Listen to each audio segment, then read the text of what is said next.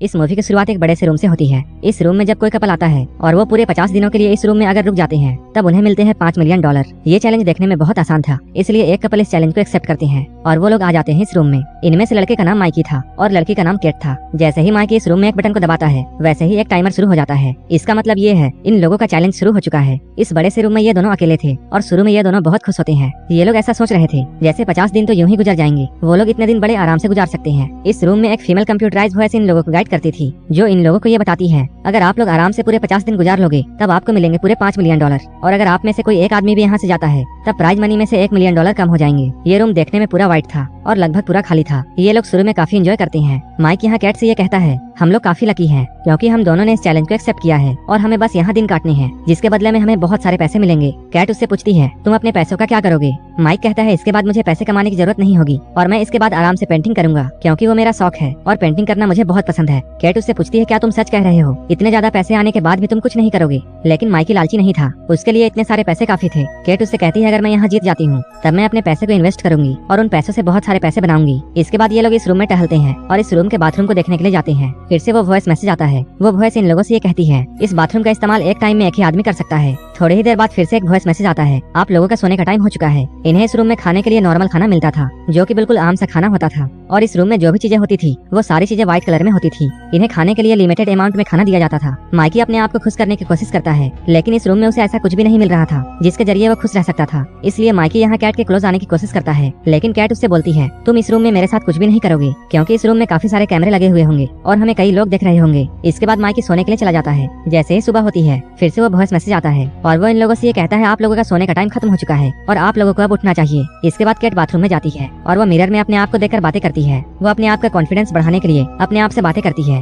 वो कहती है मैं ये काम कर सकती हूँ। ये लोग एक दूसरे से काफी बातें करते हैं और समय बिताने की कोशिश करते हैं लेकिन इनके अलावा यहाँ कोई भी नहीं था, इसलिए ऐसे बातें करते हुए पूरे 50 दिन निकालना काफी मुश्किल था। अभी तो सिर्फ इन दोनों को 2 ही दिन हुए थे। माइकी उस घड़ी को काफी गौर से देखता है। वहीं इधर कैट योगा कर रही होती है क्योंकि वो अपने आप को शांत रखना चाहती थी। माइकी कैट से कहता है मुझे लगता है वो घड़ी बहुत स्लो चल रही है। कैट उससे कहती है तुम उस घड़ी को मत देखो क्योंकि अगर तुम ऐसा करते रहोगे तब तुम्हें बहुत टेंशन होगी। कुछ देर के बाद इनके सोने का टाइम हो जाता है। अगले दिन उठकर कैट फिर से बाथरूम में जाती है और वो फिर से अपने आप को मिरर में देखकर अपना कॉन्फिडेंस बढ़ाती है। ये लोग यहाँ एक दूसरे के साथ काफी गेम्स खेलते हैं और धीरे धीरे करके वक्त गुजरने लगता है। ये लोग कभी खेलते थे तो कभी सोते थे और कभी डांस करते थे। साथ ही साथ उन्हें जो भी खाना दिया जाता था उस नॉर्मल से खाने को खाते थे। केट यहाँ बहुत अच्छे से रहती है और वो हर दिन अपने आप को मिरर में देखती है और वो हमेशा ये कहती है मैं ये कर लूंगी। ऐसे ही करते हुए ये लोग अपने 27 दिन गुजार लेते हैं लेकिन अब इन दोनों के पास करने के लिए कुछ भी नहीं था क्योंकि ये लोग अपने रोज के कामों से बहुत बोर हो चुके थे। माइकी अब धीरे धीरे काफी परेशान होने लगा था। तभी माइकी को यहाँ पर एक कीड़ा दिखता है और यहाँ इन दोनों के अलावा सिर्फ एक कीड़ा था, इसलिए माइकी उस कीड़े के पास जाकर उससे बातें करने लगता है। अभी यहाँ पर कैट भी आ जाती है। माइकी यहाँ से दौड़ते हुए एनर्जी ड्रिंक के पास जाता है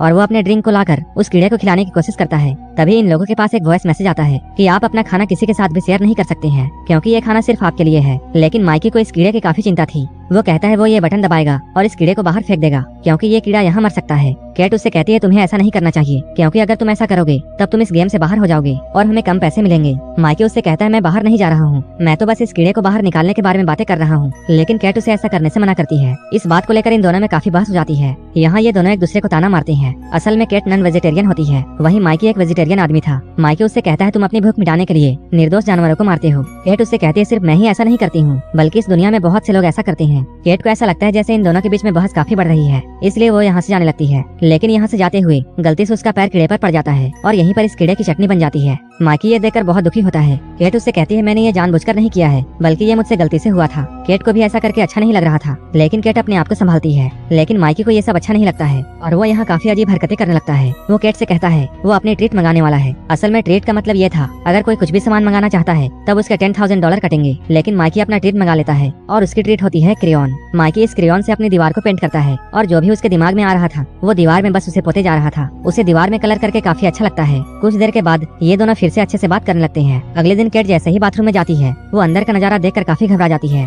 और तुरंत माइकी को बुलाती है। ये दोनों यहाँ आकर ये देखते हैं बाथरूम में एक गन रखी हुई है। इस गन को देखकर इन लोगों को कुछ भी समझ में नहीं आता है। इस गन को देखकर हम लोग ये जान सकते हैं इस रूम को बनाने वाले का मकसद क्या है और वो कपल्स को इस रूम में लाकर क्या करना चाहता है। इस रूम को बनाने वाले लोग कपल्स के साथ खेल रहे होते हैं और वो लोग ये देखते हैं ऐसी सिचुएशन में कपल्स क्या करते हैं। वो लोग जानते हैं एक वक्त ऐसा आएगा जब इन दोनों में से एक आदमी गन का इस्तेमाल करेगा। ये लोग इस गन को देखकर काफी डरे हुए थे, इसलिए वो लोग इस गन को उठाते हैं और बेड के नीचे फेंक देते हैं। कुछ ही देर बाद यहाँ पर एक प्रोजेक्टर चलता है। यहाँ पर पहले माइकी की फैमिली दिखाई जाती है। माइकी अपने फैमिली को देखकर काफी मोटिवेट होता है। कुछ देर बाद कैट के फादर दिखाई जाते हैं। कैट उन्हें देखकर काफी परेशान हो जाती है क्योंकि कैट यहाँ रहकर किसी को भी मिस करना नहीं चाहती थी, इसलिए वो प्रोजेक्टर पर चल रहे वीडियो से बचना चाहती थी। लेकिन इन दोनों के लिए ये चैलेंज और भी कठिन होने वाला था क्योंकि अपने फादर को देखने के बाद अब कैट अपने फादर को मिस करती है। कुछ ही देर बाद इधर माइकी का कैरी ऑन भी खत्म हो जाता है और अब वो फिर से घड़ी को देखने लगता है। ये दोनों अब यहाँ काफी समय गुजार चुके थे, इन्हें अब सिर्फ 18 दिन ही गुजारना था। लेकिन माइकी अब काफी परेशान हो चुका है और इस परेशानी की वजह से गलती से उसका खाने का बॉक्स गिर जाता है। कैट ये देखकर बहुत गुस्सा होती है और वो माइकी से ये कहती है इस खाने को अब तुम ही साफ करोगे। असल में कैट को एक दिक्कत थी, वो जब भी गंदगी और गिरे हुए खाने को देखती थी वो काफी परेशान हो जाती थी।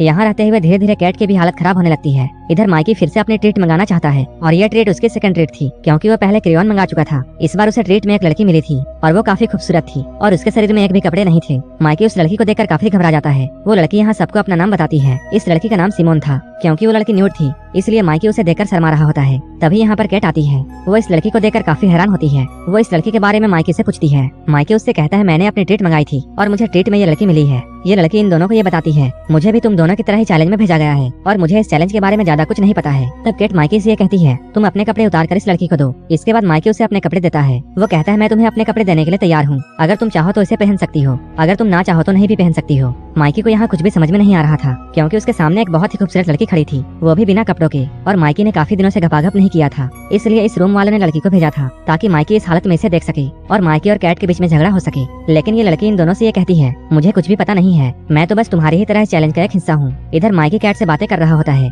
और वो कैट को यकीन दिलाने की कोशिश करता है। वो कहता है मैंने इस लड़की को नहीं मंगाया है, मैंने तो बस अपना सेकंड ट्रीट यूज करके कुछ भी मंगाया था और इस रूम वालों ने इस लड़की को भेज दिया। कैट को सिमोन से जलस फील हो रहा था। तभी इनका सोने का टाइम हो जाता है। यहाँ सिमोन कहती है मैं नीचे सो जाऊंगी क्योंकि यहाँ 2 ही लोगों के लिए सोने की जगह थी। कैट सिमोन से कहती है तुम हमारे साथ ही सो जाओ। अगले दिन सिमोन और माइक बातें कर रहे होते हैं। तभी कैट इन लोगों को देख लेती है और वो फिर से बहुत जलस फील करती है। यहाँ कैट को बहुत गुस्सा आता है। इसके बाद वो अपना ट्रीट मंगाती है और उसकी ट्रीट में एक गोली आती है जिसे खाने के बाद ये लोग अपने होश में नहीं रहते हैं। उस गोली को खाने के बाद माइकी काफी अजीब हरकतें करता है और उसके मन में काफी रोमांटिक से ख्याल आ रहे थे। इधर कैट और सिमोन का मूड भी बन रहा था। रात में सिमोन माइकी से बातें करती है। उस वक्त कैट सो रही होती है। सिमोन उसे यहाँ दिलासा देती है और वो कहती है तुम घबराओ मत, सब कुछ ठीक हो जाएगा, और ये कहते हुए वो उसका हाथ पकड़ लेती है। तभी कैट की नींद खुलती है और वो यहाँ आ जाती है। कैट को पहले से ही इन दोनों पर शक था, लेकिन ये सब देखने के बाद उसका शक और भी गहरा हो जाता है और वो इन दोनों से बहस करने लगती है। ये सुनकर माइकी काफी गुस्सा हो जाता है। अगले दिन कैट को ये पता चलता है सिमोन यहाँ से जा चुकी है। इसका मतलब ये था सिमोन यहाँ चैलेंज के लिए नहीं आई थी, वो तो बस इन दोनों के बीच में खुद डालने के लिए आई थी। सिमोन अपने मिशन में कामयाब हो चुकी थी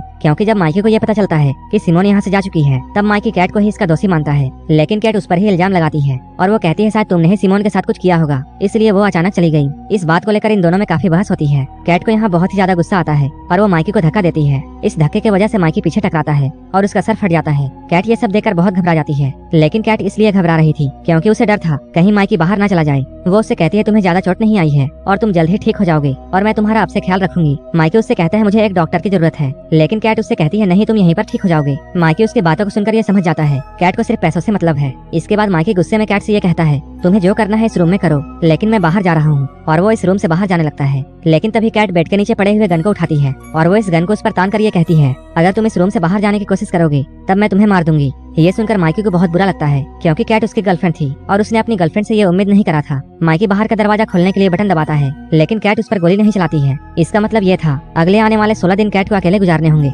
और अब कैट को मिलने वाले प्राइज में से $1 मिलियन कम मिलेंगे। ये सब सोचकर कैट को काफी बुरा लग रहा था कि उसने ये सब क्या कर दिया। इसके बाद वो अकेले ही इस रूम में रहती है और वो अपने समय को काटती है और अब 48 दिन गुजर चुके हैं, सिर्फ 2 ही दिन बचे हुए हैं। तभी कैट उस बटन के पास जाती है। जैसे ही उसका हाथ उस बटन की तरफ बढ़ता है यहीं पर इस मूवी का सीन कट होता है और हम लोग रोड पर माइकी को दौड़ते हुए देखते हैं। वहीं पर वो कैट से मिलता है। कैट उससे कहती है मैंने जो भी कुछ किया उसके लिए मैं तुमसे माफी मांगती हूँ। माइकी भी उसे अपनी तरफ से सॉरी बोलता है। माइकी उससे पूछता है क्या तुमने फर्स्ट प्राइज जीती थी? तब कैट इस बात का जवाब नहीं देती है। कैट इस बात को इग्नोर करके उससे ये पूछती है तुम्हारी फैमिली कैसी है और क्या तुम अभी भी पेंटिंग करते हो? माइकी उससे कहता है हाँ मैं पेंटिंग करता हूँ। तभी हम लोग दीवार में कुछ लिखा हुआ देखते हैं। उसे पढ़कर हम लोगों को ये समझ में आता है कैट वहाँ से पैसे जीत चुकी थी और उसने अपने सारे पैसे इस संस्था को दे दिए बिना अपना नाम बताए, और यहीं पर ये मूवी खत्म हो जाती है।